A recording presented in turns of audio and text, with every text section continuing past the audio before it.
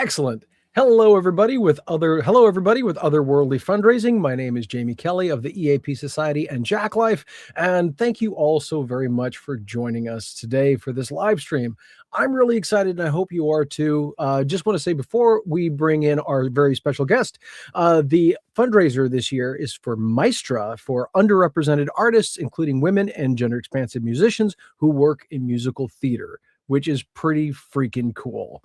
And so, yeah, I just think that's really just super great. The next guest that or our guest tonight, I should say, is I'm really excited about, and I hope you are too. Devon Goffman, if you know Some Like It Hot, On Your Feet, Motown the Musical, Jersey Boys, star of stage and screen, singer, actor, performer, Law and Order, just all kinds of amazing things, and as well as a teacher, an educator, and a helper, a shaper of young minds. And we would like to bring him on board. Devon, welcome to Otherworldly Fundraising. Go ahead and bring him in, Steph. All right. All Cool. right. Am I sideways or am I the right way? Okay. Maybe I got to go this way. Yeah, that's all good. That's better. I don't want to be upside down. How you doing? Nice to meet you, Jamie. Nice to meet you too. Yeah, this is phenomenal, and I was just catching up on some of your work, and just seriously phenomenal. Jersey Boys, one of my favorite shows, and are just tremendous. So, you want to tell everybody how you got started in all of this? Well, that's a very long story, but how did I get started? Many years ago. I was a young actor. I mean, I guess it started for me in middle school, I guess back to elementary school. My sister used to do the musicals when she was a little older than me, and I went to see all of her musicals, and I was just a little kid, and I thought that they were just so cool. And I remember seeing the first musical that really, broke me was it was the Conrad Birdie, Bye Bye Birdie. And I Yep. came home dancing like Elvis at like 7 years old, and after watching it in the school, and my mom knew I had something that was the bug at least. And as I went through I middle love it. school, I did some musicals at the school, and I'll say this: I felt a belonging in the community at school. I guess I loved sports as well, but I really felt welcomed in the theater and music world at my middle Yeah, school in Buffalo, New York. I'm from Buffalo, New York, so I very cool. and I have since middle school have done a musical every year since. So it's been many years of a musical being a part of my life in almost in every year since, but in some fashion. Nice. So yeah, I started out just doing musicals for fun in school, and it was a community, and it was fun to get to know the other students at school. And then I went to college, and when I went to college, I went to SUNY Fredonia, which is south of Buffalo, where I grew up. And I went to Fredonia, and I studied music education for a couple of years before I switched to musical theater. And it was a summer theater at the University of Buffalo. I did a full summer of professional theater, and that was where I really got the bug. And I spoke to the director of the show. I did the Who's Tommy and Anything Goes that summer. And Nice. I went to the director, who was a mentor of mine, and I had performed with her in high school as well. And I said, "Do you think I could do this for a living?" And she said, "Well, if you go to school and learn how." And I was like, "Okay." I already thought I was pretty good, but Right. she sent me back to school, and I got in the musical theater department, and I started working. And I came back, and I started doing a lot of every performance opportunity I had in college. I was singing in an a cappella group, a quartet. I was in a rock and roll band. We played the local bars in school, and I was in the improv troupe, a comedy troupe. So I did basically everything that I could possibly do that was related to performing in college, and ended up in New York City after college, or actually my senior year of college. I started auditioning. I started taking a ride to auditions to New York with some friends, and I started getting some callbacks for national tours and whatnot. And I was like, oh, maybe this is something I could do. And Yeah. now we're 26 years later, and I've been working ever since. I mean, almost, the life of an actor um, is successful if you're working even 75% of the time. So I've been very fortunate to most of my years of my 26-year career have been full of doing musicals or plays or some television and commercials. I've been involved in workshops of new musicals. I've written sitcom pilot and worked on writing musicals. I've done so many things related to the industry. I've directed musicals. I directed Jersey Boys, which you said you loved. I directed a production of But we Jersey seem to Boys be in having Florida. some. Okay, there we go. We seem to be having Oh, you some lost me for a difficulties, but I second. think we're back now. Let me make sure okay, I just want to make sure we got that I'm right in my internet's doing Yeah, well. So you we're got we're me? back up now. We were both wonky for a second, but we're good now. Good, So good. All continue. right. So I mean it's been I've been fortunate to do a lot of amazing things, and nowadays I just finished 2 years of touring with Some Like It Hot, the musical, the Broadway national tour. I was playing Spats Columbo, which was a great role, and had a blast Yeah, traveling around the country with that. And since I've been back, I've been doing a whole lot of coaching and helping younger theater students. We could talk a little bit more about that, but that gives you the would love to. basic Yeah. how I got into theater. I think it's partly just if you go through stuff as a kid. For me, it was going through stuff as a young kid in middle school and Yep. finding out when you came into theater, you could forget about all those woes and all the growing pains that you deal with, and any kind of troubles were like lost when I got on Yeah. stage and I was working on music. So I guess I I love got it. kind of attached to doing that and kept doing it for many more years. I love, as a massive Elvis fan, I also love the fact that Bye Bye Birdie was kind of the first taste. Because I mean, yeah. I was already obsessed with Elvis from my Fisher Price record player that I had. I had the orange Fisher Price record player and all my parents' old albums. So I had Buddy Holly and Nice. Elvis and Sinatra, and I used to, listen to the Beatles and Dolly Parton and Johnny Oh, Cash. man. And I mean, we're talking all the amazing, vinyl albums that I was handed to Stevie Wonder. Like I remember those stacks of Beach Boys of albums that led me to not only be attached to the performing, but to music in general. And most of my career in theater, a lot of my career, you'll notice, entered into the biomusical world of working when they tell musicals about well-known bands. So the Jersey Boys, obviously Frankie Valli and the Four Yeah. Seasons. I did the Buddy Holly musical where I played one of the Crickets, Joe Malden, who was the upright bass player. Nice. And I did that tour. I did 6 Yeah. productions of that show. So I ended up doing in Motown, On Your Feet. All of these shows are about bands and music that is not just about theater. Does that make sense? Yeah. Oh, totally. Yeah, funny enough, I mean, we've got not quite a similar background, but, I've done voiceover work for Elvis Presley Enterprises for a long time, Oh wow. and, so the little Christmas ornaments that sing Elvis, most of that stuff was me, for Oh, that's about 20 amazing. years, and then there was a show called Elvis Story, which was like $1 million musical, and it was in Atlantic City for, like, 3 months, 6 nights a week. It was a joy. Yeah. Didn't last as long as I would have liked because that show was a heck of a lot of fun. But we've already got Trevor says, do you prefer more vintage material to work with or more modern subjects? If we're talking about for musicals, or if you start vintage material, Uh, let's say meaning, both. Let's do each.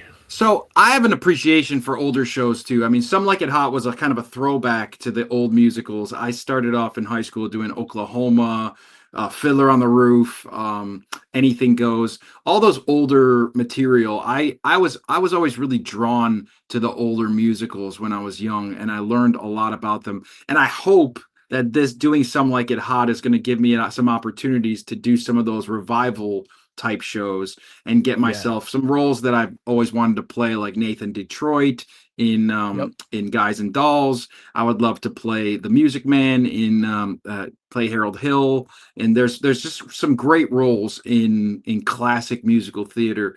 Um, I was fortunate enough when I was in early college, I got to work with John Raitt, the famous Yeah. Curly, and obviously Bonnie Raitt's father, and one of the great Broadway greats. And while he was still alive, and I was playing Curly in a production of Oklahoma in Buffalo, and he came to the show, and we got to work together, and it was a really special moment. And I remember some of my teachers saying, "Well, you do handle older material very well." So I do love older material.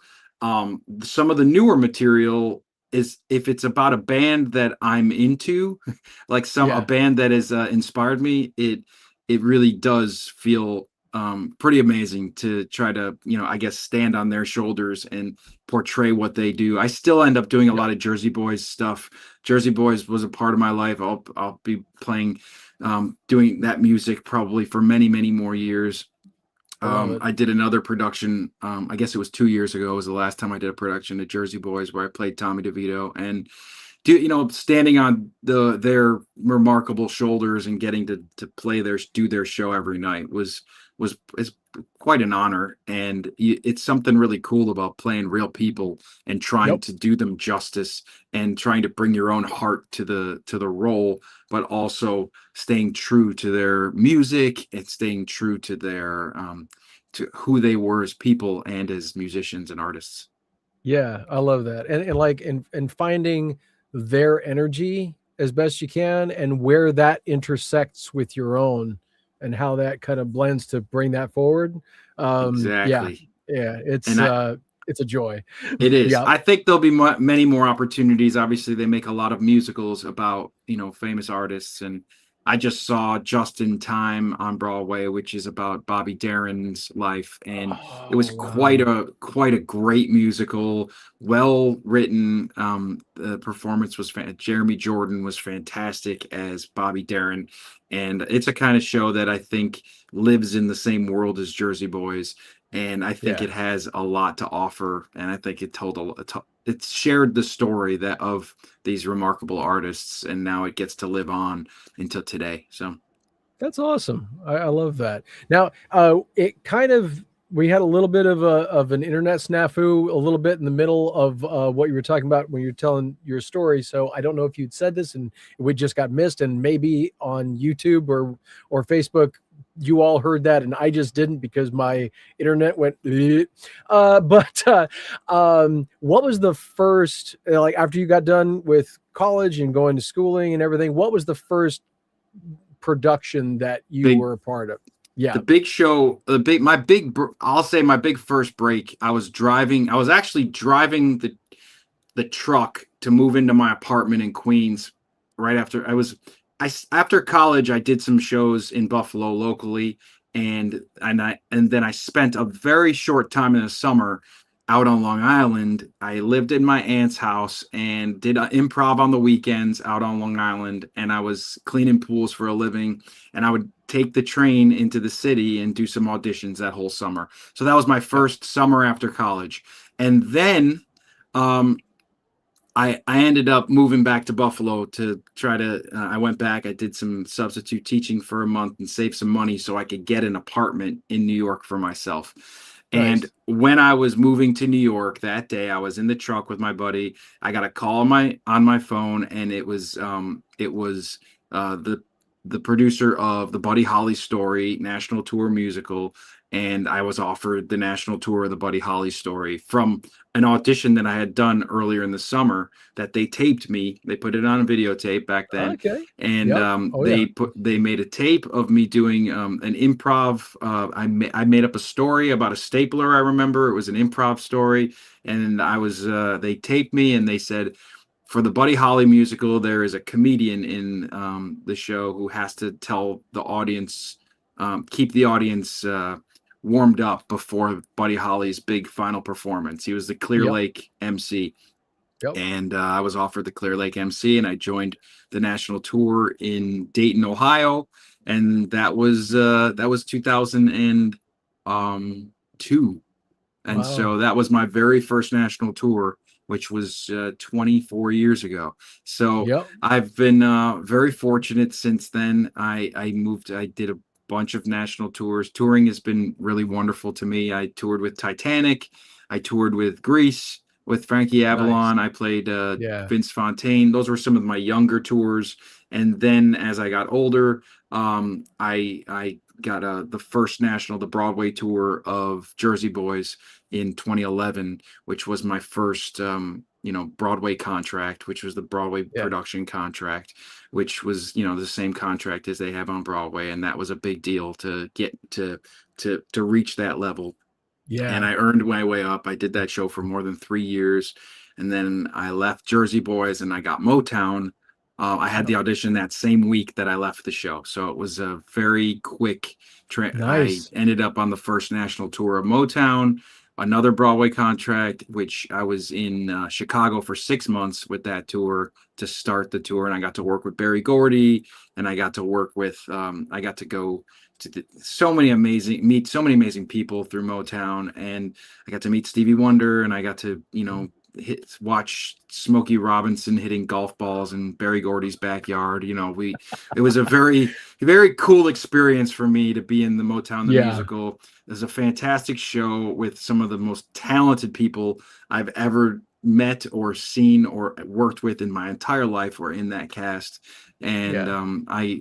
I hold on to those experiences pretty tight because that was a Yeah. big break for me, was the Jersey Boys tour and then the Motown tour. And they both were the Motown was my first national tour, which was but now I've done three of those. I did the first national tour of On Your Feet, where that was Gloria Stefan's musical, Yeah. where that was in, I think, 2017, 2018.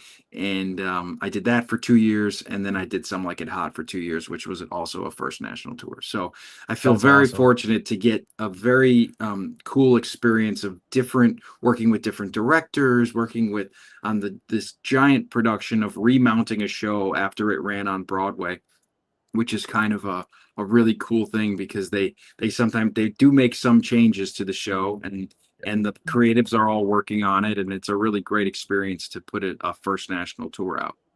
That's cool. Actually, that would be, yeah, well, I'll get back to Barry Gordy and some of that in a minute. But Okay. when as you're doing what for those who are not familiar with the term, when you're kind of making those changes, tell everybody a little bit about what that process is like. Well, what happens from the Broadway show when it goes onto a first national tour, they have to make the show able to move from theater to theater. Yep. And fortunately, with the Motown tour, we sat down for 6 months in Chicago and then 2 months in San Francisco. It was very long stays, which is um, is a little easier because you can have a bigger set. You can have it doesn't have to move as quickly.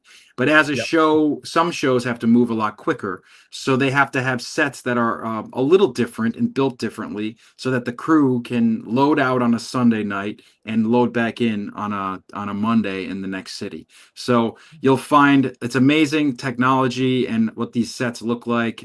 For our Jersey Boys tour, when they went from the first to the second national, they made it from two big video screens to just one giant video screen in the back. And it was just Ooh. a slight change that every production of Jersey Boys had two video screens on the sides. And Hmm. this one had just one giant screen in the back, which actually, to me, I thought it looked really great. And it was Yeah. because years had passed, technology had gotten better. So they had gotten much more advanced LED walls that were able to be built when they changed the show. So many times there's a less character, less people, maybe less actors, that they change who does what, and there's little changes in the show from Broadway to the first national, but they try to maintain the integrity. And sometimes Yeah. there's script changes. What they did with Motown, they did some changes and then they brought it back to Broadway after, so that they wanted to give it another shot on Broadway because they made some really cool changes to the show that they learned Yep. from running it on Broadway and then freezing the show, and then they wanted to do some more change. Barry Gordy wanted to make more changes, which genius man who started Motown Records. So you Yeah. do what you do what Barry wants. The chairman was an Yeah. amazing guy. I had a moment with him that, I did a lot of boxing classes back then when I was Yeah. I wanted to play Tommy DeVito in Jersey Boys, so I was an understudy, and I started taking boxing classes because I felt like it really helped me with how he would move as an actor. I felt it would help me with Yeah. just the scrappiness of he was. I felt like his demeanor was like that of a boxer. So I started taking boxing classes for years. And then when I met Barry Gordy, he was a boxer. So we have a picture of me and him like throwing some fake boxing moves on each other. And it's I these experiences, I say this like Yeah. you remember them forever because they mean a lot to you. I don't know if they mean a lot to someone else, but for me as an Right. artist to sit with Barry Gordy and have a conversation, or to get to chill with you know, with Stevie Wonder and say, "Hey," and I didn't know what to say. I just said, "Thank you for the Right. music." That's what I said. Yeah. I said, "Thank you." I was like, "It's so nice to meet you. Thank you for what Mm, you've blessed us with in this world, totally. this music." And so these kind of experiences, they keep you going, like you get Yep. these great opportunities.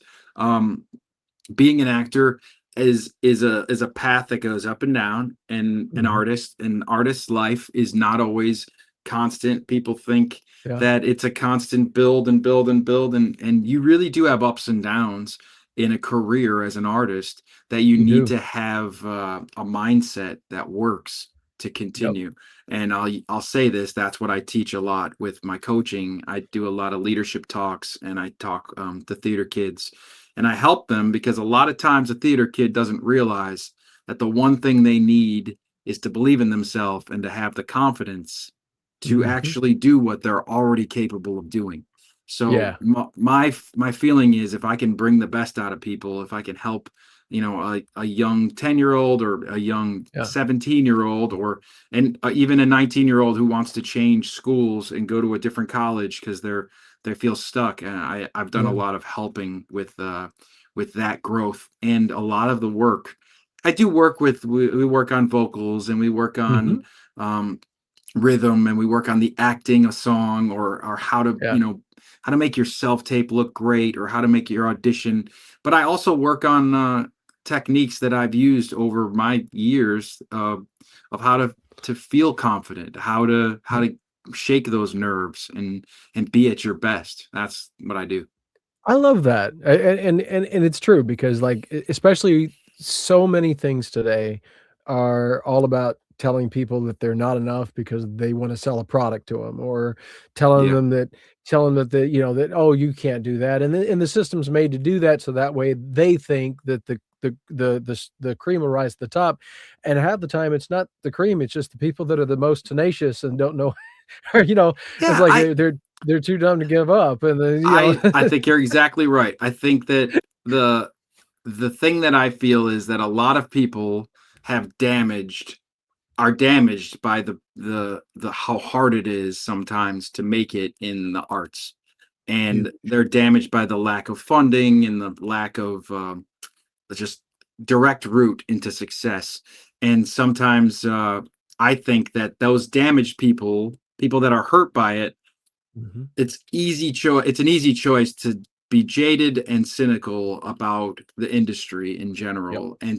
And I'm a cup half full person. I have to Yep. live that way.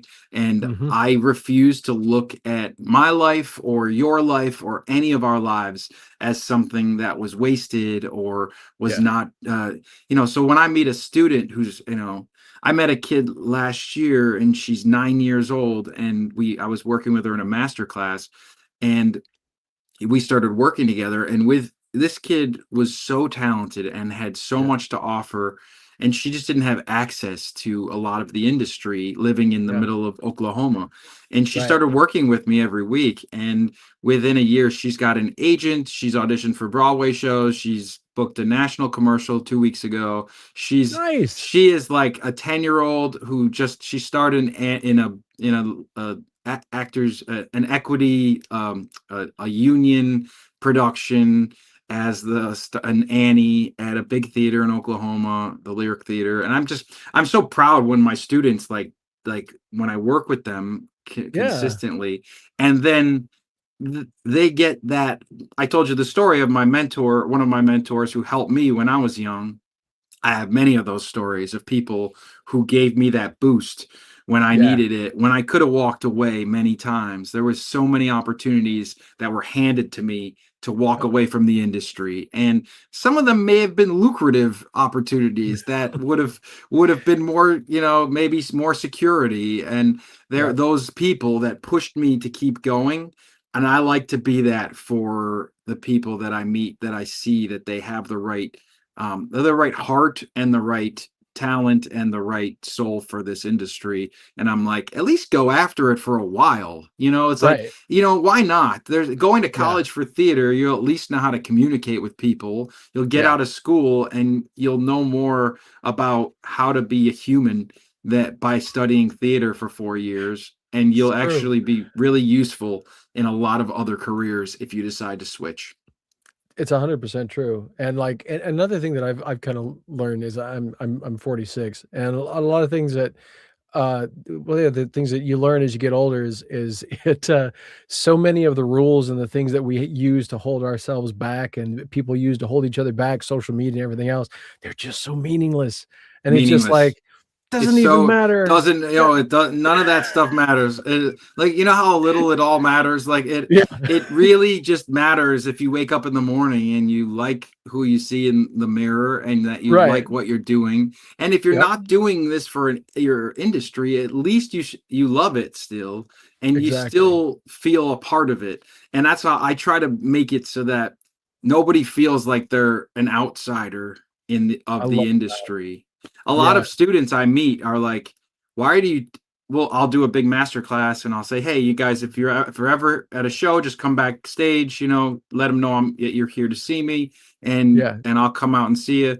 And it happens a lot that people don't feel a part of the industry. They feel like outsiders. And it's a good time to know that you're a part of it. We all are Mhm. the same. And any day we all work together in the same thing, loving theater, music, Mm. whatever it is. And Oh, that's I that's love my that's by how I live. So that's I love that. I love that so much. Like that's one of the things like we're well, I'll get to Kristen's question in a second. yeah, That's one yeah. of the things Questions. with EAP Society. I'll have to get in touch if you're free for this, but we want to actually make a musical like the ones they used to make with Elvis in the 60s, because I just think that would be such a fun learning experience for Totally. people. Just let everybody in that process so they get a sense of what was this like, and then writing new songs and production and all that. Because I love yeah, this is such a joy to talk Oh, about thank all you. this stuff with I somebody appreciate it. that kind of gets all these things. And so okay, so sorry, I don't mean to No, let's go. grandstand If on you my I can't see the questions. So if you see oh, them, no, feel you like got it.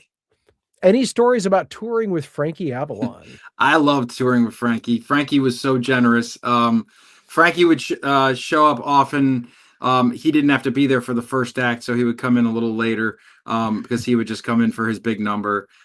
He used to sing to the audience after and sing all his old songs. After the show, we would stay on stage and we would, like, our head would go back and forth while he was singing. And Yeah, um, he did. I have the greatest story of my last show with him. He always took the actor who was leaving the show out for a bite to eat or a drink at the restaurant at the hotel, and we went out. And I remember specifically, it was Oscar night. We were watching the Oscars with him and me, and we were chatting, and he said, that I was in that movie, and we were talking about Casino, the movie, and I didn't know yeah. he was in Casino. And I said, I didn't realize you were in Casino. That's a great movie. And he was like, you didn't know I was in Casino? We had this whole conversation about it.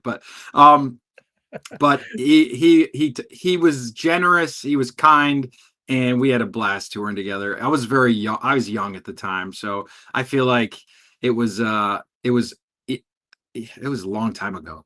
I mean, I guess I was trying to, it was 20 years ago. So it was Yeah, almost 20 years ago. But yeah, he was a great guy to be on the road with for the time that I was there.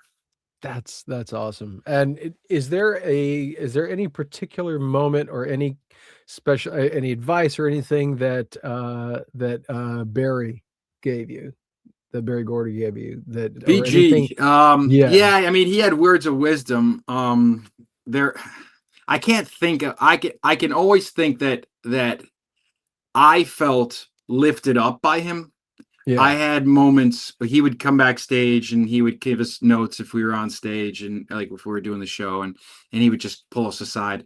And I always felt like he saw me and recognized what I was doing as I was a swing in the show, so I had to do yeah. three different parts, and he would be like, "Hey, great job, great." He would give positive encouragement, which I think seeing that from someone who is on top, seeing the Yeah. positive reinforcement, it reinforced how much it means to somebody that you were seen and that Yep. you were thanked for what your work. And I always felt like I had a really nice conversation with I got to meet many of the Temptations, and like I got to meet all of these amazing artists, and the through line of all of them was like believe in yourself, and who knows, you could write. I met songwriters who wrote, the songwriter who wrote Dancing in the Streets, and he'd just be like, hey, you could write anything, you could do it too, like it's Yep. kind of the vibe there was why not you.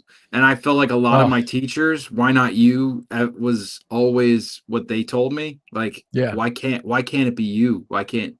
And Yeah. yeah, I have those stories in my head of people.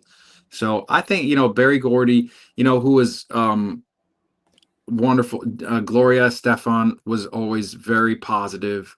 Gloria was so kind, and she would come out. Yeah. She visited the tour a lot, and always came, and she took a picture with me and my mom a bunch of times, and she would Oh, that's remember my cool. mother, and she'd be like, "Oh my God, you look so beautiful," and there Yeah. was just like a family feeling in both of those, the Motown family, the On Your Feet Yeah. family, and then the Some Like It Hot family, same thing. And on the Jersey family, we do create families in our tour life. And I 100%. think I felt like I was a Motown Records member of their family, like Yeah. being in that show.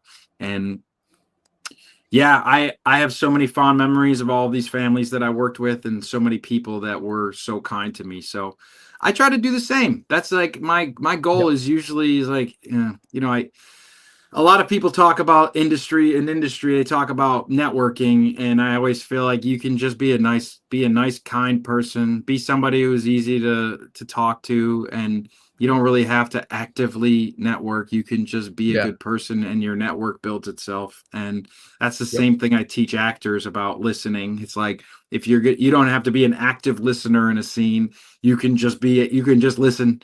You could just Yeah. listen to your scene partner talk. You don't have to pretend you're talking or show them you're talking. Right. You can just naturally listen to your partner, and then say what comes to you, which will be your line.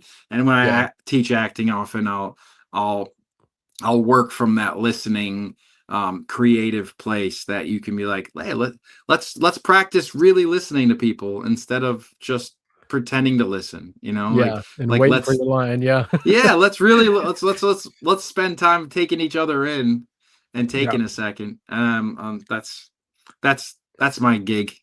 I love it. I love it. Well, and that's and like you were saying, it's nice to have those experiences, to have had those experiences yourself, especially from, people like Frankie and Barry and all these people that everybody knows. Well, okay, Yeah, well, depending on what age you are, everybody knows and everybody should know. And then you can then take that and send that off to the next folks coming up and say, hey, I got this from people who are absolute legends.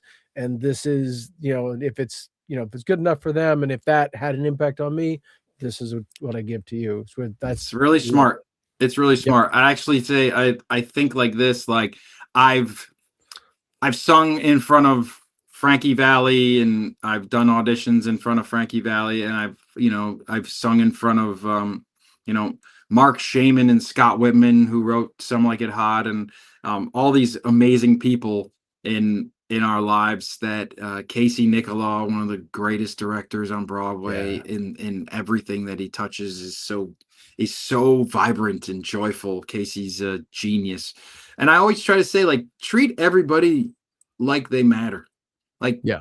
don't just treat the people that are those big name people well, treat everybody Yeah. well. So that Yeah. if you bump into someone on the street, you're not treating you would treat, for me, Derek Jeter was my idol as a kid. I loved the Yankees, and I was like, if I saw Derek Jeter came to see one of my he did come to see one of our shows when I was in On Your Feet. He came to see the show one day.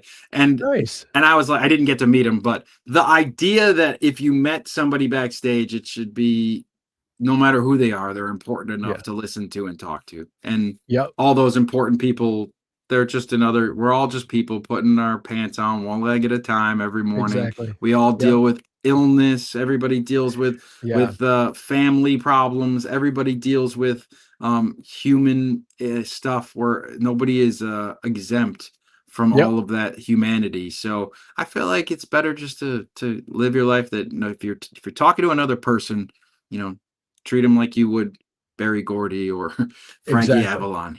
Yep. Oh yeah, absolutely. And actually, talking about talking about Derek actually leads to a good question. Kristen said, "Do you have a favorite city or baseball stadium?" Yes. Favorite city or baseball stadium? I have favorite city. I mean, I love New York City. I'm always going to say my favorite city is always going to be Buffalo because it was where I was born and raised, and Yeah. it's like my home. I have not lived there in a long time, but I have Mhm. this soft spot for Buffalo.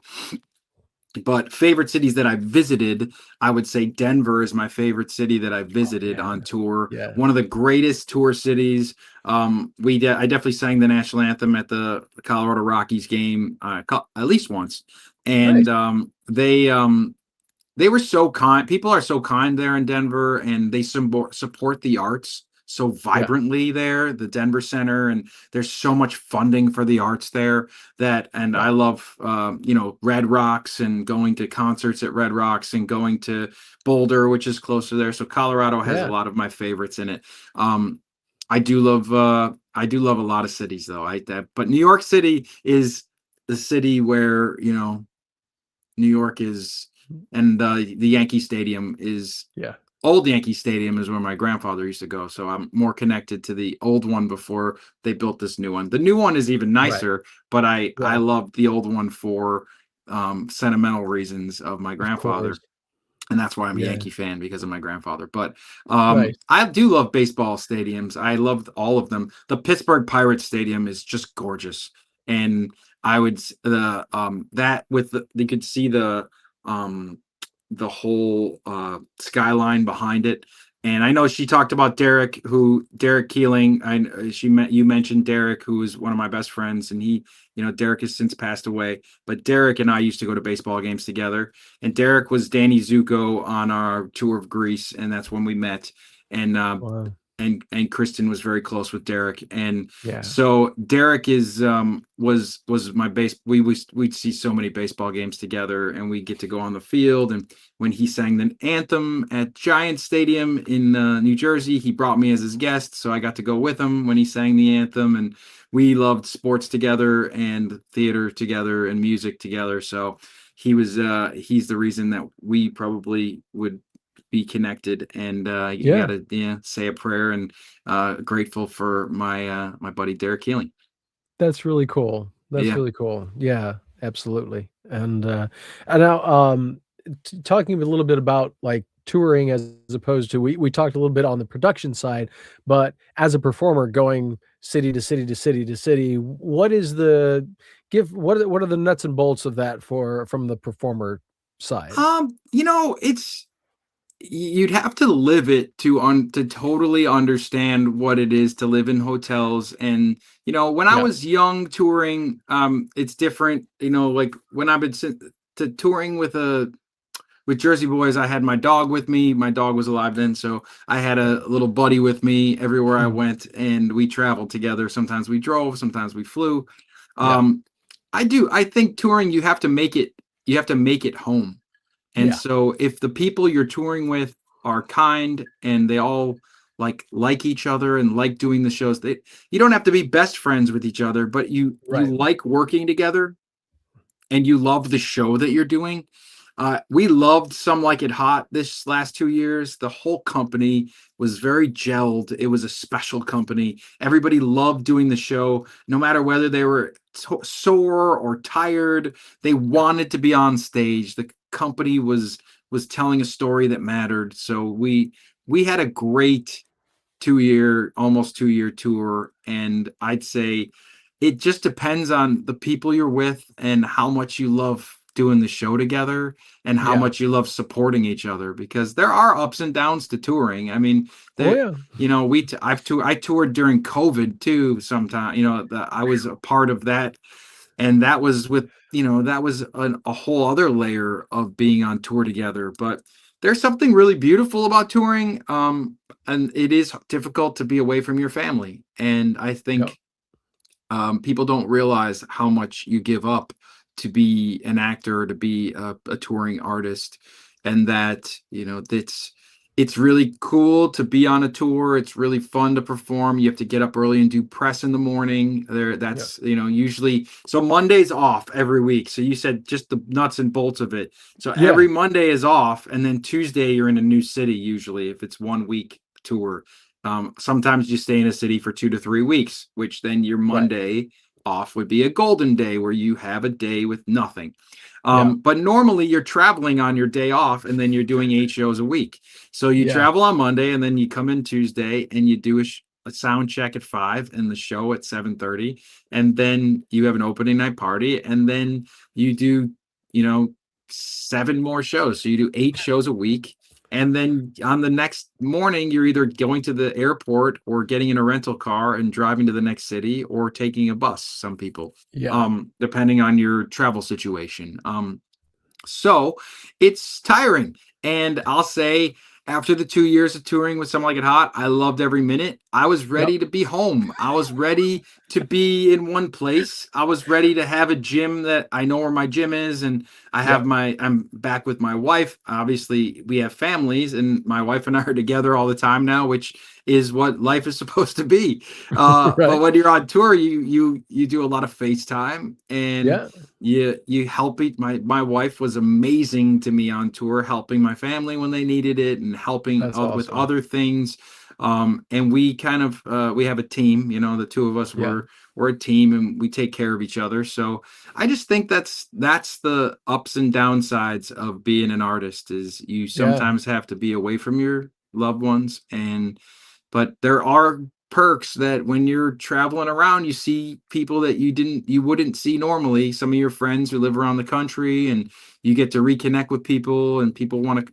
It does build a beautiful community of people where you feel connected to all of your people around the country, because hey, every 4 years, I usually, for me, it's been every 2 years, I've been coming through with some show. I did Jersey Boys right after the pandemic for a year, and then this for 2 years. So, well, it's a chance to reconnect with your family and friends around the country when you're there, and Yeah. it is really cool. Like, when my mom lives in Florida, in West Palm Beach, and so when I was playing West Palm Beach and Fort Lauderdale and Miami and all those cities, I got to be close to mom for weeks at a time, which Yeah. and going to work. So a lot of people don't get full 3 weeks of time with your family to be around and help. And Right. so I think there's some perks to touring, but there's a whole lot of like sacrifices that you have to be okay Yeah. with. Oh, yeah, absolutely. Yeah. Well, like for instance, I mean, and this was all in one place in Atlantic City because I was playing Elvis 6 nights a week in the show. And that one day I had off, I slept. I just Yeah. relaxed because you had to, because it covered the entire breadth. And the last song, one of the last songs was If I Can Dream, which is a very Oh taxing yeah. on the throat to sing it Yeah. properly. And so, yeah, so they're like, oh, you got a free day. Like, no, I don't. No, It's that's my throat. recovery day. Yep. If you Throat don't have a wraps, heat, the whole, and yeah. if you don't get you go to we go to PT as well. And for us, like dancing and doing a show, the physical side, you go to PT, you go for a massage if you need one, or if you can Yeah. afford one, or you just go to the gym and you work out so that you have you have a night where you don't have to go to the theater. So as soon as you get to the new city, you're like, am I going grocery shopping? Am I going to the gym? Am I going to walk around and check out a new city? Or am I Right. just going to go to a nice restaurant and sit and eat with some friends and not be at work? And Right. so there's Yeah. all of All those these trade-offs. choices.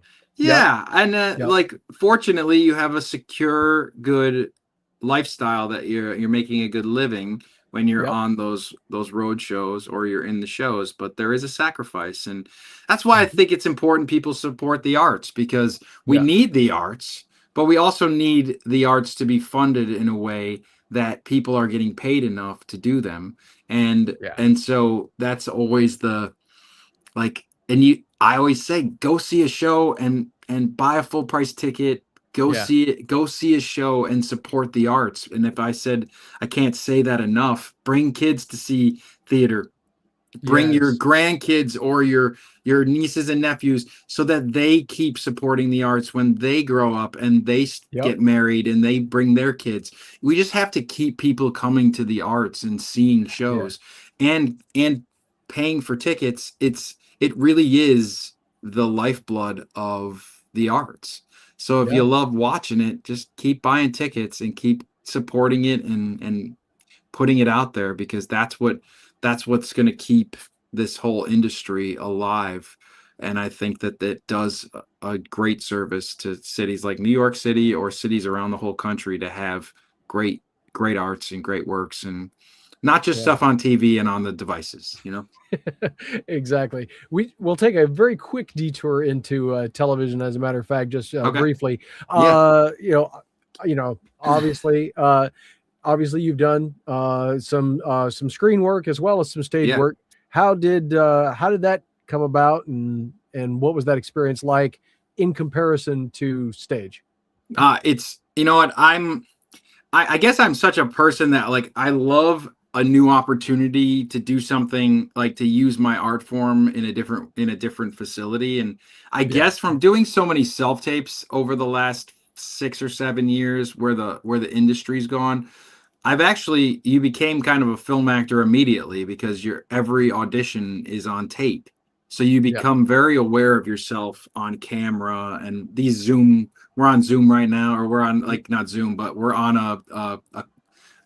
that kind of an app right Yeah. now, where we're we're we're we're in within four walls, and it's a whole different thing acting on camera, and it's Yeah. awesome. I didn't know as much as when I was young doing it. I did a lot of commercials in my 20s. I did a Bud Light commercial. I did a Starburst commercial. I did some TLC's, Property Ladder. I did Yep. so many little commercials when I was young, um and then I did some film work. And as I've grown now, I feel like once I got to do some television work, which was, I got to do the Law and Order episode, and I did an episode of the um uh, I did another episode that I can't think of the name of the show. Oh my gosh. But I with those experiences, Yeah. I was able to kind of understand how to reel it all of your skills into a smaller place, and then Yeah. to get it. And I did it. I'm going to be in a movie too that's coming up, but I can't talk about Cool. it yet too much. But it's called No problem. but but it is called The Night Owl, and I'm not allowed to say too much about it yet, but soon I'll be able to talk more about it. But Okay. very cool experience is, and I'm playing a great role in a film that's coming up. Nice. So it's Can you gonna say when it's coming? I You don't I'm know. not really allowed Okay. to say much about it, Okay. except for that No I'm in problem. a film and it's really All right. cool. It's called The Night Owl. The Night And Owl. Okay. yeah. So, but we've been I've been getting a lot more opportunities. Lincoln Rhyme was the other TV show it was called. It only Oh lasted yeah. once, one season on NBC, and I played the lead actress's father on the show, and I was only in the final episode. It was called Lincoln Rhyme: The Hunt for the Bone Collector. It was Yeah. really cool show, and I was really hoping that it was going to go further. I was in a Yeah. flashback. I was like her father that was killed, and Okay.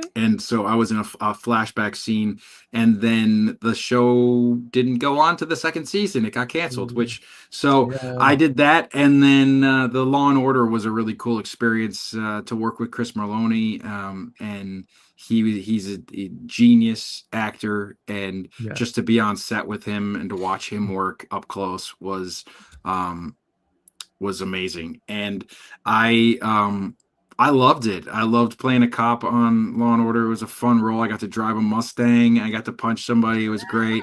I got to do all my own stunts because I took those boxing classes, so they let me do Yep. my own stunts.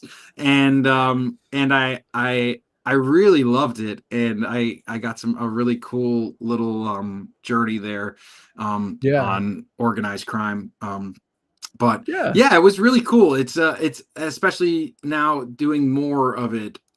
You start to understand the how fast it happens and how slow it happens at the same time, and how Yeah. it's out of order too. So you film Hmm. something completely out of order. Of in theater you get to like live the whole Yeah. thing. So Yeah. It we breathes through the whole experience like the yeah, audience sees it. you Yeah. Yeah. go in order and the audience gets to watch this final result, but it's, you're outdoors, it's 32 degrees, it's freezing cold, everybody's like, and you just have to function and trust Yeah. your instincts and your artist and your guts, and trust that you're the one who's supposed to be there, and you're there for a reason, and there's a reason you were hired. And so that's been really fun. I really do think that my career will segue into more on camera stuff. I've been having some success there, and I really do enjoy the on camera stuff. So That's I cool. think it's not going to pull me away from the stage too much, because I'm still made for the stage. I Yeah. love That's being your, on yeah. stage. It's where but as an actor, you use your powers for as much good as possible, or for whatever what can work and what helps you keep going. And Yeah. um I've been trying to use a little bit of my on camera stuff to just reach out to theater kids and help them to believe in themselves. I have like a series on TikTok and on um on Instagram about positive self-talk, and Yeah. it's about being positive and taking good care of yourself, and also having a good mindset in the industry. So that's been really great, and Yeah. I love the responses I've been getting, and I love Yeah. that my students are doing well and finding success. So that's a part of being an artist, that when you start to give back a little bit, and be a part of other people finding success. Just as literally as you were starting the Zoom 5 minutes before, one of my Yeah. students sent me 3 videos of her big audition that she has to send for her college for Oh, her wow. senior year. And she's like, I like this one. Can you watch these? And I was like, I'm literally logging onto a podcast. But this is me. I'm like, I Yep. watched it quickly, and then I was like, okay, they look great. You are amazing. I will watch these again and call you later, That's because awesome. it's like a 24/7 thing for me. I really do believe that when my students need me, I'm there and Yeah. I'm accessible. And Totally. if they're regular students with me that work with me every week or every other week, and they are working hard, when I get a message from them and they need me, I just help. You got to be So there. Yep. I'm able to help a lot of my students get jobs too, which is great. One of my students, I was able to point him into a director friend of mine who was directing and needed something this summer. He got a full summer of rep work out of it, because I was able Cool. to just send his stuff over and be like, I think he'd be perfect. And so that's the other gift of being a coach and being an Yeah. actor who has a lot of experience, and I know a lot of people who do this, so I can help my Yeah. students to be successful that way too. Nice. That's awesome. And speaking of the movie that you can't talk about, Yeah, yeah, when it's about to come out, I or will. we'd love to have you back on and talk about it. That would Oh, be, for yeah, sure. It's a like it. I will say one cool thing. It's directed by Dan Fogler, who is a well-known Broadway actor. Won a Tony Award for Spelling Bee, and now he is in a lot of television and movies. He was in Fantastic Beasts, and a lot of really great. He's in. I think right now he's in another TV series. So that's Dan's a awesome. really talented guy, and the only reason I bring it up is we were improv buddies Yeah. when we were young, and we worked together many years ago. And Yep. and it was just fortunate that he was able to see my audition tape, and I got hired. So when I'm able to Nice. tell you more, we'll have a little Yep. chat about Would love to. the show, because it's a cool little journey my character has, and I'm kind of a villain type of character, which has been becoming a new theme for me to to play villains and whatnot. I grew a mustache for it, and I was really I was these kind of Right. things. So Oh there yeah. it's exciting stuff. Oh yeah, yeah. That seems like the easier way. I've been Jack Sparrow for a few different things, and Oh, cool. it's all fake. And let me tell you, it would be so much better to just grow the thing instead of with the adhesives and things like that, Yeah. because they never come off right. Well, on And you're just stage, like, you almost always have to wear one because you're playing different characters. So it's like you have to be able to take it off for a different yep, character and put it back on. And oh yeah, when I did 9 to 5, I grew the mustache for Franklin Hart, and for the bad guy when I was that. And yeah. and that was fun because didn't have to take it off. I just wore it for the whole summer that I was playing that role, which was fun. Yeah, that's awesome. That's really, really cool. Well, I mean, you've talked a little bit about this, and I'd like to kind of dive more into, the Devon Goffman studio Yeah. and singing, singing, acting lessons, a lot of different, like in front, behind, working on like building, building Confidence and confidence and yeah. everything. We've talked a little bit about, but I'd like to take a moment and concentrate more on that. Tell the folks a Yeah. little bit about what that is, what that Well, is. I I've I'm naturally a teacher. If you haven't recognized that in the Yeah. hour of listening to me, if you are listening, I have a natural aspect of my personality that's about motivating and positivity. And my mom was a math teacher, and was an amazing math teacher. She actually won a award from the President of the United States in the late 80s for presidential Oh, award for math and science. So my mom was an amazing math teacher, and she'll probably watch this. So hi, mom. But I was going to say that I have a natural part of me. And it works as a director too when I'm directing. Is that your job as a director, as a teacher, is to pull the best out of the people that you're working with, out of your students. So my yep. job is not to tell you how to be good; it's to Yeah. pull the goodness out of you. Hmm. Especially as a director of a musical or a play or a TV show, you're trying to direct the thing, and you're trying to pull the best out of the people that you are working with. So as a teacher, that's usually what I'm doing. And I try to make I can teach singing, I can teach acting, I can teach rhythm and music, and how to present yourself for self tapes, and how to present yourself for auditions. And I'm good at that too, just because I've been doing that for so many years for myself and for others. So that's a natural thing. I can coach auditions. When someone has an audition, I'm a good reader, and I'm a good person to help you with an audition to stay positive when you're auditioning. So that's Pretty one cool. side of my coaching business, is when someone has a big audition and they want me to work with them, we can get together in a room, and we could Yep. do it in person, one-on-one coachings and acting.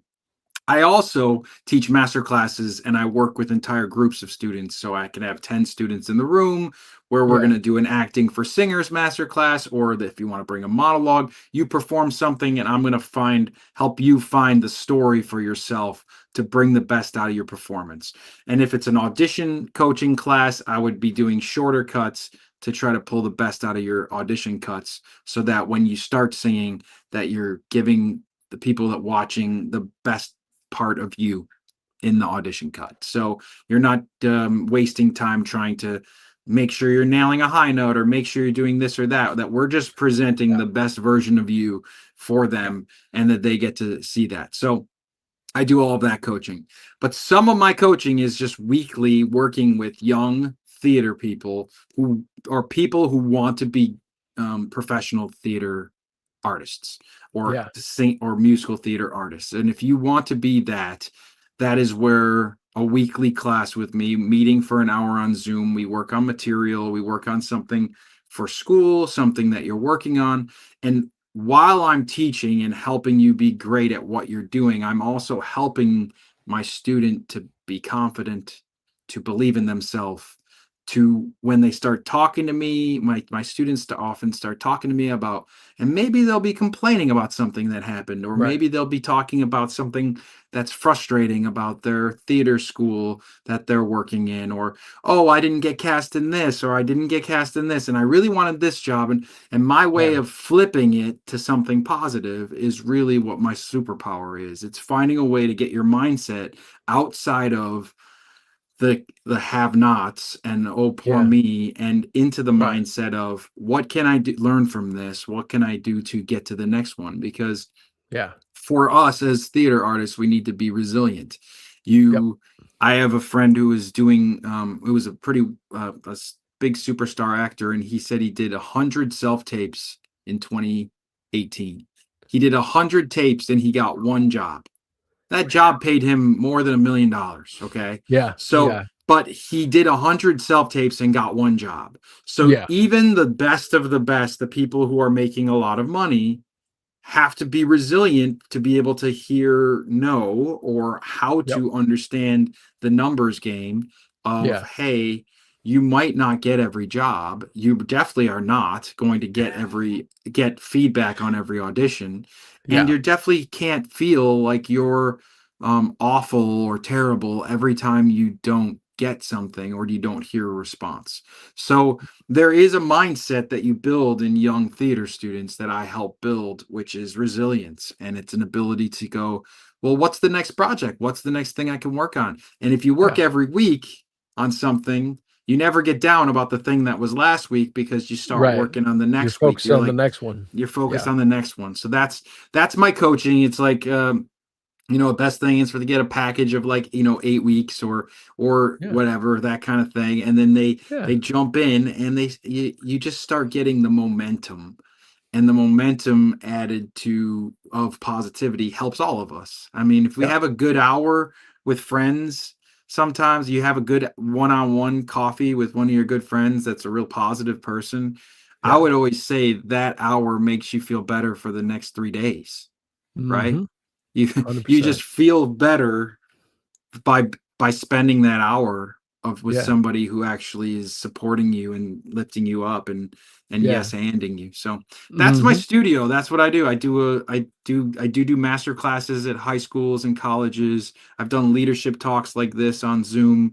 I've done that for non-theatrical parts of the industry. I talk about my journey to to different businesses and stuff. But in Yeah. general, that's the Devon Goffman studio is meant to lift you up and pull the best out of you. The other side is I help parents.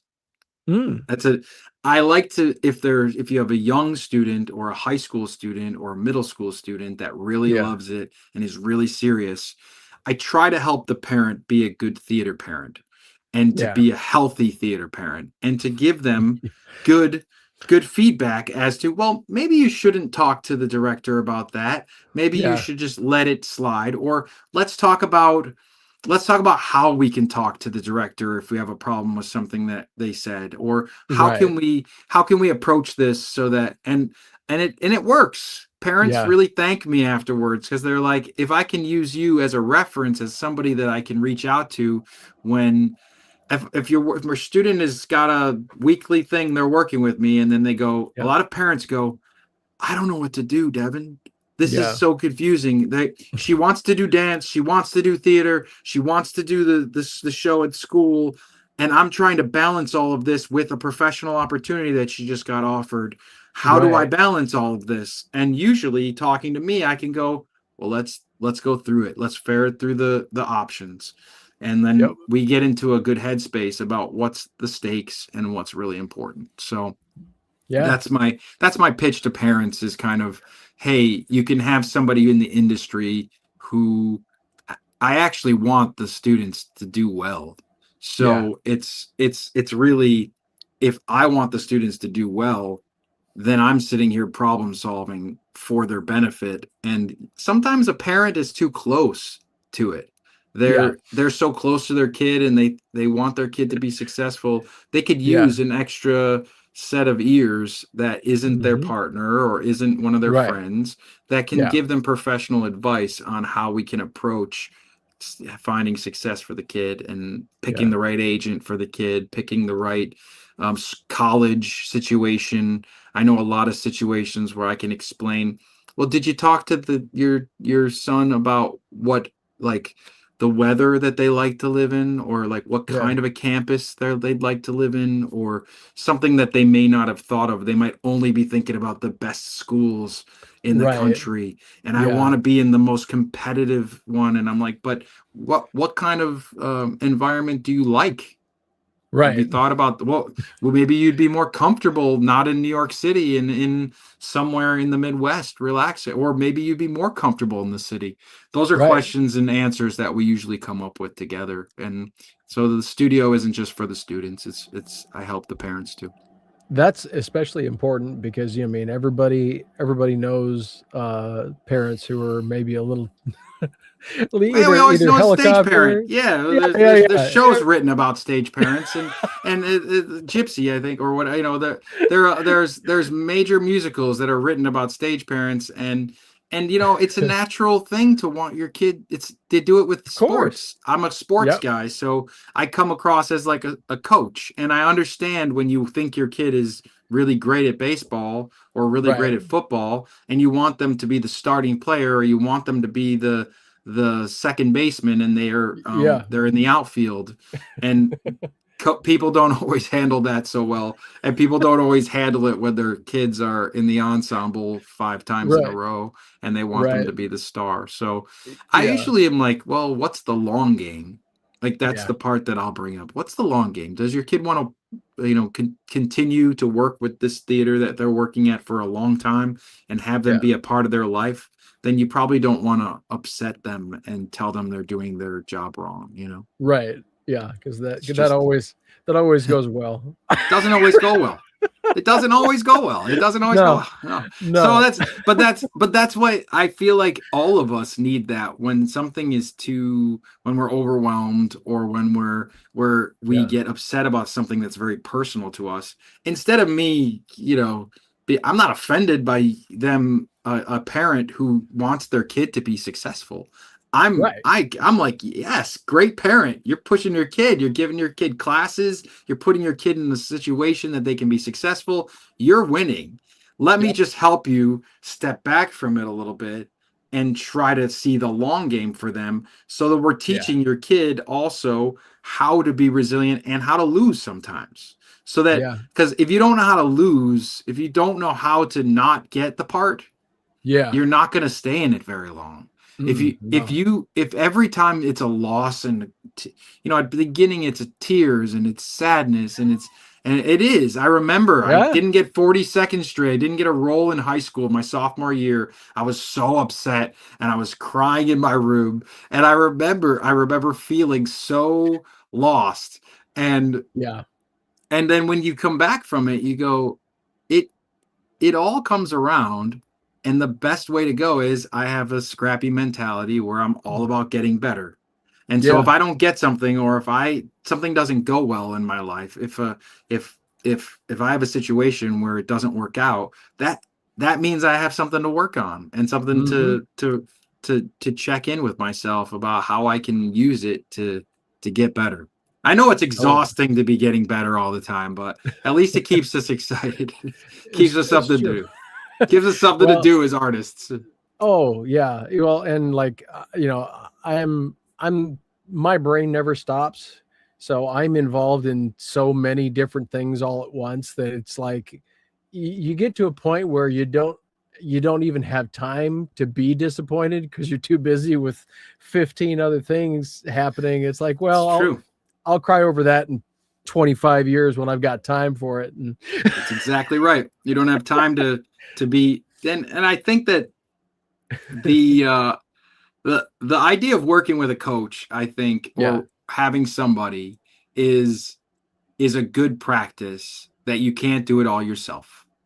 And yes, that sometimes stepping back and going like, can you help me a little? Like somebody who might, like, even if it's a friend or someone that you care about, that you respect their opinion, stepping back from your own experience and go and hmm, getting a little help sometimes, no matter yep, what stage you're at, even if you're older. yeah, And I mean, I go back for voice lessons now. I go back. I would love to take I'll take acting classes. I'm ready to work with a new director and learn new yeah, things. And I I would love that. And hmm, so we all kind of need to step back sometimes and go, well, maybe I can that's the other thing. Maybe I can skip a few steps too.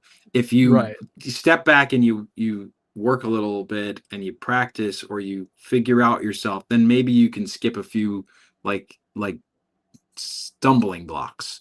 And I tell right, that for young kids, like maybe coaching with me for a year will avoid a stumbling block in 10th, 11th, and 12th grade so that they yep, get into the right college when they're hmm, in 12th grade. So working with me in yeah, ninth and 10th grade might actually, they might not see the results until they go to college and they get right into the school and they're like, oh, and they're like, but they worked on this thing yeah, weekly of being a professional when they were in ninth and 10th grade that really yep. set them up for success.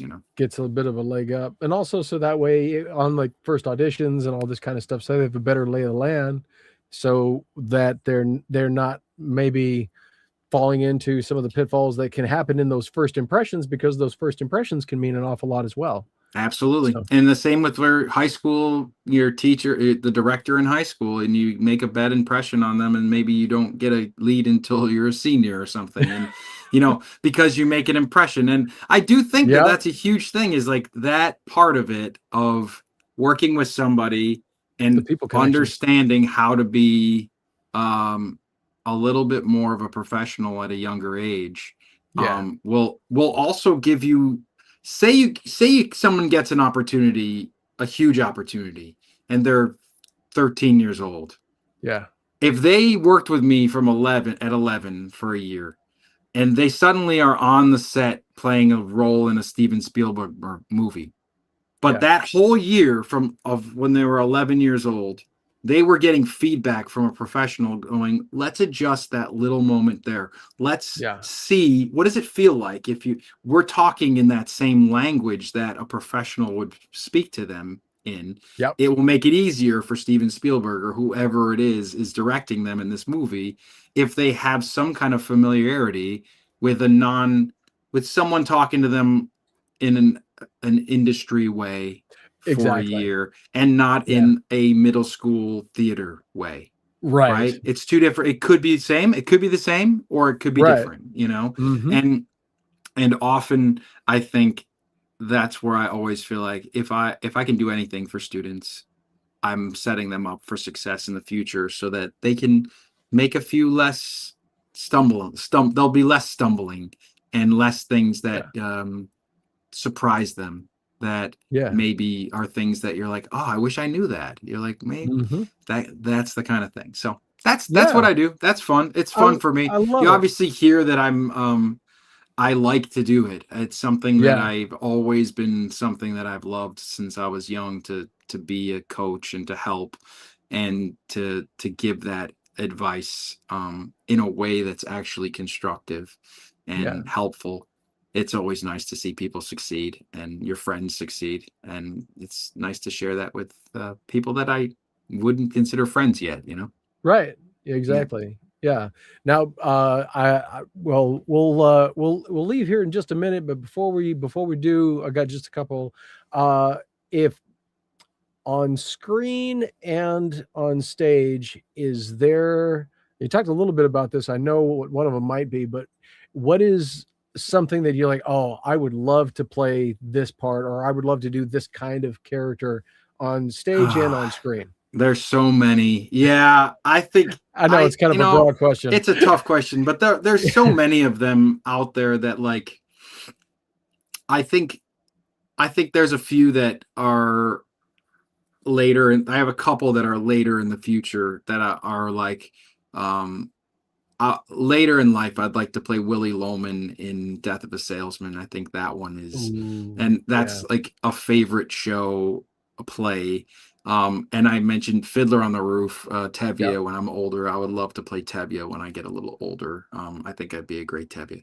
But that would be for my mother, because my mother always said, "You'd be a great Tevye," and I'd be like, "Mom, I'm a little young for it still," but that's that was the first musical she brought me to see. Um, I I think there's I think there is a I played a lot of mob guys, but I think yeah, there'd be a cool mob role for me on television that could come up that would that I don't know what it is yet, or but yeah. there's a Sopranos that could be out there for me Ooh, that would yeah, be that would be really right, that I feel like I've I've worked on these mob characters so much that I feel like there's one in the future for me that might be, maybe could be on television or a film or something, which I yeah, think it's something I could bring something special to.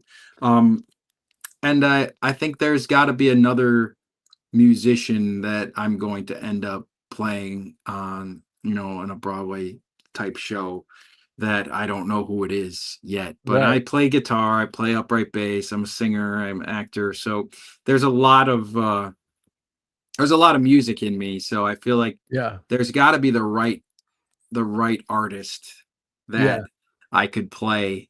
But it just has to be the right thing, has to be written for it. So yeah. um maybe it's You something mentioned I'll a write. Sinatra. You mentioned a Yeah, Sinatra I role. do love Sinatra. There's some great Sinatra stuff. I would love to. I like to sing Frank, and I Yeah, like all of the. I mean, I like all of those old.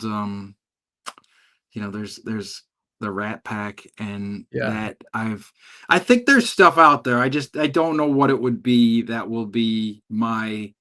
Uh, I thought of Brian Wilson, the Beach Boys. Ooh, He's a really yeah, interesting character that I think would be great to play. yeah, But there's also a lot of I really enjoyed the positivity of Some Like It Hot, and a really fun yeah. show. Even though I was a Mhm. deadly gangster in it, it was a funny version of one. I really Yeah, enjoyed the lightness of doing that 8 shows a week. So I think that there's some fun, happy musicals out that are being built or are out there, where there's going to be some great roles for me that will pop up. But in general, I mean, uh, I yeah, the dream role thing. I said that I really want to play Nathan Detroit, and I really want to play. Um, I really would like to play the Music Man at some point. Would be fun. I think ooh, Sweeney yeah, Todd might be fun too. That's ooh, another one that yeah, would really be an interesting one to dive into. Some Sondheim stuff would be cool to as a singer, because it's so um well written music. But incredibly. there's Yeah, there's yeah, there's no limit. I mean, that's what's exciting, is you never know, and you never know what's next. And exactly.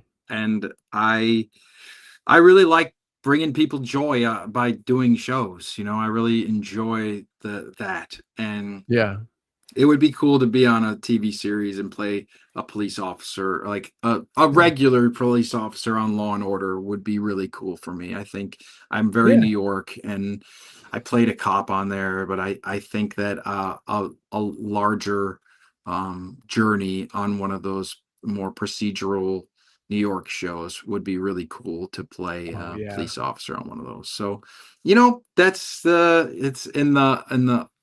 it's in the universe of what it will bring. Yep, And you always have to be prepared. I always tell my students that, like, when your preparation meets opportunity. And so if you're prepared and you take care of yourself, and you're a human being, and you're living your life, and the right role or the right thing comes up at the right time, you get yeah, to knock it out of the park. And your job is to be ready when those things pop up. And otherwise, try to be a human being who's out in the world being a person, and being a husband is a great role that I've been right now, which I Yeah. enjoy, to Katie. And you know, we're in New York again, so it's nice to be back in New York City.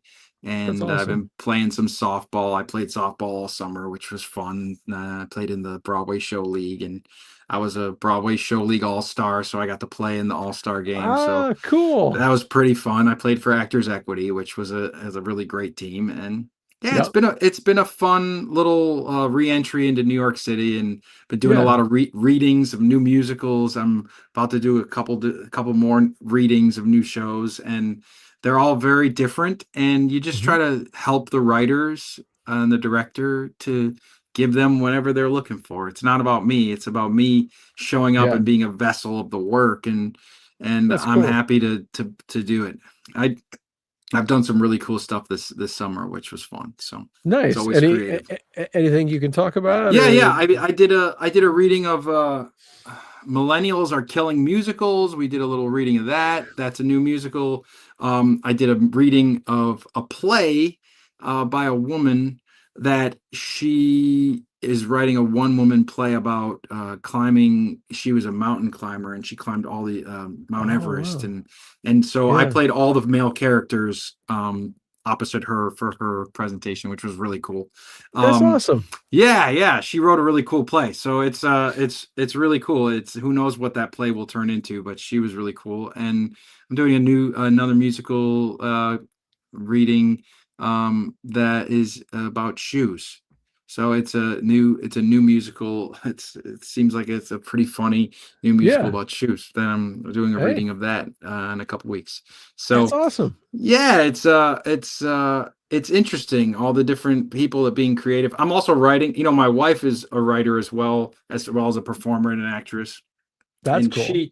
she wrote this show called Tinseled. It's just happens to be on her Awala water bottle right here. But Oh, Tinsel is a musical about a female elf struggling with the merry and bright lifestyle of the North Pole. And nice. Tinsel is the toxic positivity of the North Pole are bothering Tinsel, and she has feelings and is a real elf with real feelings. And it's kind of a female version of Elf, and kind of meeting Yeah, Frozen a little bit. And it's a really cool epic tale of Tinsel saving the North Pole and saving it from the toxic positivity. So that's she cool. wrote, my wife wrote the story and the book. And Yeah, they just did a workshop in Arizona. And if you follow along, it's called Tinseled the musical, and there's a bunch of stuff in it online and on Instagram. And they're working on trying to find a producer for oh, next Christmas to get the show up somewhere. So it's a really that's cool amazing. thing. My wife and I started writing another show too. We're writing a lot, and I'm working on a sitcom pilot with another one of my buddies. So Yeah. when you're being creative, you just doing a bunch of fun stuff, and you're Oh, yeah. try to be creative every day. And we're gonna pull out our Jersey Boys duds in a couple weeks for my buddy's wedding, because it's he was a Frankie Valley, and so we're gonna sing a little Jersey Boys at his wedding. Oh, it's And awesome. it's gonna be nice. Yeah. Yeah, that's really, really cool. Well, So if Tinseled ever needs any background Christmas music, I've got about 5 songs that I wrote, but nice. Well, um, it's all original music, but it's oh, it's got they awesome. have a duo that wrote it all. But you Oh, never oh, know. We that's could what oh, collaborate on I'm something else. There's that always things sounds that we could collaborate on. I'm all about collaboration and putting same. people in the right place to do the right thing. And you just never know when someone you meet is somebody that you're meant to write something cool with. So It's I write a lot. absolutely true. I'm writing the music for my another musical with my wife that we started writing together. And I'm also writing the the script for a sitcom pilot, and I've already written a sitcom That's cool. pilot too, and pitched it and Nice. all that stuff. Yeah, so it's cool when you start to dabble in all different sides of the industry, and you Yeah. start to that's the best way to learn about it, is to just be Mhm. someone who is like has an endless amount of Mm. curiosity.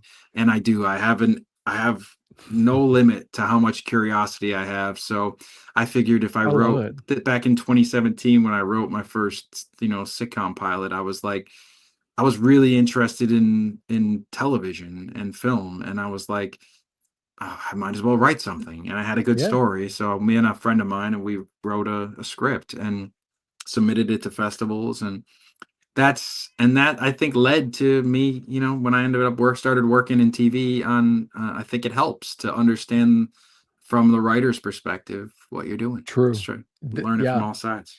Actually, yeah, I was just thinking that is because if you know, and actually, I was going to say this about having directed as well. With you having directed as well, uh, you learn so much more about the other sides of all of these things. So that way, when somebody says something, you're like, oh, Yep. maybe they're thinking about this thing over here or that. It's not just what They're they not just say, but thinking about you and what you're yeah, feeling. They're just there's other reasons. And that's what you learn after you direct a bunch and you do things you built. Well, my wife and I wrote a web series and we filmed it. It's on Broadway on demand. It's oh, called if cool, you go on Broadway on demand, it's called Wisco Queens. And I wrote the music and nice, she wrote it and we filmed it ourselves. We did everything. And we're in it too. So it's really cool. cool. It's called Wisco Queens. But Wisco Queens. it's on All right. Broadway on demand is the streaming service. But yeah, there's it's the kind of thing where the more you do and the more you learn about it, then the the better you'll be at taking direction from somebody because you see they're thinking about so many other things besides your acting beats or besides what Right, you're feeling. They want to go, okay, you get it, let's do it. Or right. you feel like you get okay, cool, and they don't really want to sit and talk about it for forever just Yeah, because it's fun for you to talk about it. Like like I will do that because I'm a nice director, but like sure.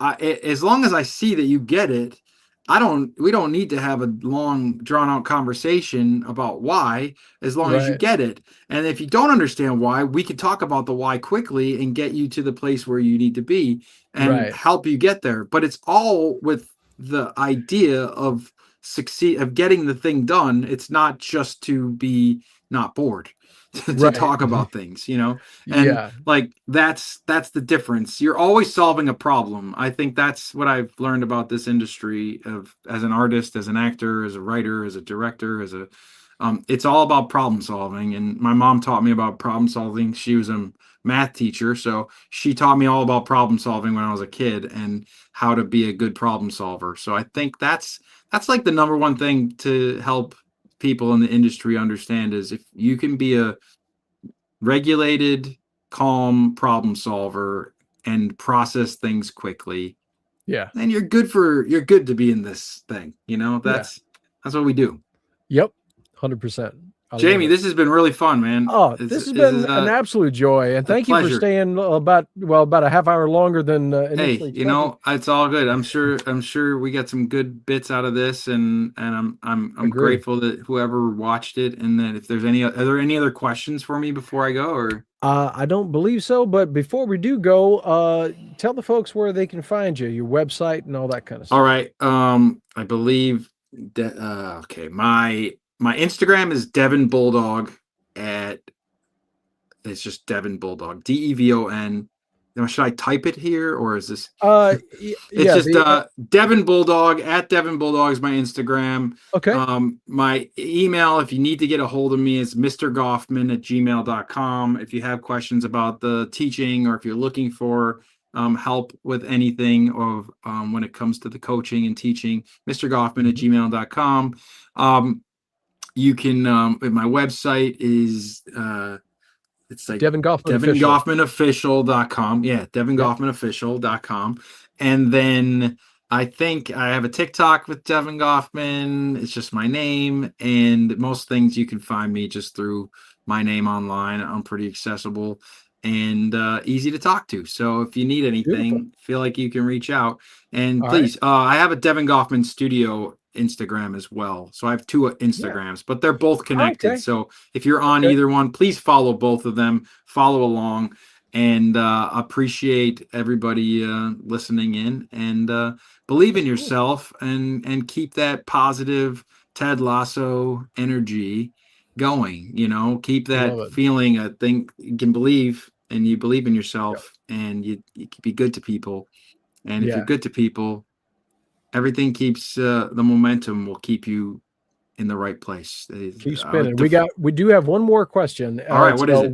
What was the most important advice you got from the legends you'd worked with? If there was one piece, The we kind most of already covered important. this maybe, but if there was one piece, one specific piece that you got that somebody had said. That one of the legends might have said to me. Let's just think of through all the Yeah. I guess you got to figure out the legend that gave me There's the, a list. Yeah, I know it's funny. If I go back to I'm gonna say, I said that the most important thing, like my sister is like kind of a genius. And I know that you guys were talking about legends but my sister is a bit of a legend. She Yeah. is she's a doctor, and she's a high risk OBGYN at Columbia, and during the pandemic she discovered asymptomatic cases in COVID. So she was actually the doctor Oh, that discovered them because she was testing all of her pregnant, and my sister is kind of a genius, and my yeah. sister is able to handle much harder things than acting and singing and doing a scene. Um, uh, but the thing that she always says is like, take a deep breath and try to lower the stakes and take care of what you have to do. And she always is able to, like, and Mm. I've noticed that her ability in very stressful situations as a Mhm. doctor to like lower the stakes and take care of one thing at a time. And Yeah. I always, my sister's been my hero since I was a kid. She's a few years older than me, and Yeah. she's always taking care of me, and I'll do anything for her. And my mom, as I've mentioned as well. So my mom and my sister are both people that have kind of taken care of me my whole life, and I was Yeah. raised by women, and I do believe in equality, and that everybody deserves a fair shake at everything. And my Yep. sister and my mom were both very brilliant women who can do anything. And I was taught that, we all can do anything. And Yeah. um, so yeah, I've had a lot of great advice from a lot of the legends. I'll say another legend was my teacher in high school, Mr. G. He's since passed away but right before he passed away, I was back in Buffalo, right before I moved to New York, and we were working together. And he told me, he said, I went to New York for 10 years to act, and I didn't make it, and then I came back here to teach. And he said, and I got offered a job at my high school to go teach and to give up my career and come back to my high school. And they were like, we'd like to like have you get your master's and you'll become a teacher here. We love you here. And he was like, don't take this job. He's like, go. He's like, he told me, he said, I had everything that he didn't have. Mm. He said, you got the look, you got the style, you've got the goods as an actor, as a singer. He's like, go do it. He's like, go to New York, Yeah. go after it. And he passed away about 6 months after he said that to me, and it was unexpected. And Yeah. I'll always, Mr. G, who my kids call me Mr. G a lot, so I am Mr. G now. But he was a That's legend. cool. Mr. G was a legend. He definitely was that teacher that told me to Mhm. not take to not be afraid to go after it, and Yeah. to go after your dreams.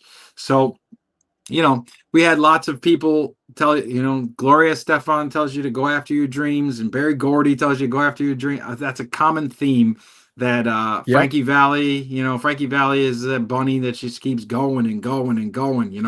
He's still touring to this day. So Yeah. that's the idea, that be scrappy, keep going, Mhm. don't give up, and always believe in yourself, and always like just try and do it. Keep going instead Yep. of giving up on yourself and believing you can always put a little more Yep. pedal to the metal and keep going. And that's 100%. that's the good Yeah. legend. I'm trying to I Yeah. don't have another legend that gave me the best advice, but That's that was a perfect. Yeah, that's perfect. I mean, honestly, something that keeps popping in my head that you had said, that so many people had said to you, and that you learned it in school and coming up, that I think needs to be on T-shirts. Why not you? Yeah, why not you? Yeah, It's why not perfect. you? And It's it a doesn't perfect have to be, summation doesn't of all of it. age doesn't matter. It doesn't Yeah, have to be like you have to get what you just, why not you? Why not you yeah, getting what you want in life and getting a chance to do something that you love? And this industry is fleeting. Fame is fleeting. All of those yeah, things, nothing is forever. And so that. So why not go after being happy and go after yeah. what you love and try to make a living doing it? And that's the goal, instead of it being about fame or fortune and all those things. It's Exactly. just go after what you love and Yeah, try to be. And I do tell my students, get really good at what you do. I mean, I don't pretend that getting really good at what we do isn't important, because that's very right. important to me. When Yeah, I'm in a show, I pride myself on my years of experience, and I'm going to use that intense brain that I've been talking about my teaching on myself to make sure my performance is exactly what it should be every night, 8 shows a week. And that's imperative. You got to get really yeah. good at what you do. But it once you do that, why not go after it, Yep. Why not go after it's worth a shot. Exactly, and Why not? try everything, because Yeah. like, I'll just do a quick rundown for the folks. Jamie A. Kelley on Instagram, but I also have we're doing an event in November 13th and 14th that is all about Twilight, because we have a 50-foot long screen worn mobile museum of stuff that was worn in the Twilight films, and we're doing a whole thing. Oh, wow. And me at my age, dressed as Edward Cullen, which is always interesting. And but then but then also performing and just production and EAP Society. We're saving Elvis history, all this kind of. If you enjoy it, and sorry, I don't mean to run through all that, but just I'd say that because Please. they're so different. But if you're enjoying it, if you love it, do it. And because, like, yeah, there's a great Hey, Elvis quote. He said, "Life everybody. only goes through once. You don't come back for an encore." That's right. That's true. And hey, and remember that everybody has bad days or bad weeks or bad years or bad months, and that it's not the time. You don't have to give up. It's like we all Yeah. have bad times, and know that everybody else is dealing with that too. So Yep. you don't feel special that you're the only one that's how happening. We all have ups and downs. Be Exactly. safe, take care of yourself, take care of your family, take care of your friends, and Yep. be a good person, Exactly. And if the time ever comes that you get to if there's a Rat Pack show where you get to be Frank, I'd love to be Dean. That'd be fun. Hey, let's go. That'd be awesome. And I love it. absolutely. Dean's my man. Either way, we'll find a way to meet or to work on Oh, something someday that'd be together. I fun. promise. We'll make it. If you're ever in the Iowa area, because I actually played in 2004, my rockabilly album. We did a concert at the Surf Ballroom. Oh, wow. And, That's the and place. and if you ever find yourself in Clear Iowa, Lake. we'll take you around, man. It'd be a Yeah. pleasure. You'd be welcome to Yeah. stay with us. I think I played there once, the Surf Ballroom, with something. I don't remember what it was, but I definitely went by there once, and that's legendary. It's the beginning of my whole career started with Buddy Holly. So it's Oh, that'd it's be a it's great way. What to bring you back? Just find a way. Just find a way to bring everything full circle. Yeah, That'd be a I joy. still miss playing upright bass. I miss playing those songs and Oh, playing the Buddy tunes. So me and my buddies still could mm, play it if we did, but we'd be the old Buddy nice. Holly and Crickets. That's We'd be all the good. old All guys, good. but still make it happen. That's all good. Hey, if you still make as long as the music still plays, as long as the music's still good, That's doesn't it. matter. Age That's doesn't all that matter. matters. My dad's in his 80s and he just formed a new band. So I love it. like yeah. But Devon Goffman, thank you so much for taking the time and Totally. with us. And it was such a joy. And Totally. thank you. Agreed. Thanks for And sharing. Thanks for being creative with me tonight. Thanks for sharing stories, and let's yeah, keep it rolling. And thank you to anybody who listened or checked in, and let's just all keep doing the thing. Absolutely. Absolutely. I just want to say, everybody, really quickly, Otherworldly Fundraising. We're a bunch of big nerds, hence all of this cacophony of stuff behind me. And it's all about raising money for charity. This year is Maestra for underrepresented artists, including women and gender expansive musicians who work in musical theater. That is the charity for 2026. You can go and donate now. So be sure to do that. And I want to thank Kristen, who is the head of Otherworldly Fundraising, for putting all of this together and allowing us to talk. And this, Thank you, Kristen. Devon, this has been a joy. So, yep, excellent. Nice to meet you, Jamie, and thank you everybody for listening. All right. Yeah. Okay. Take care, everybody.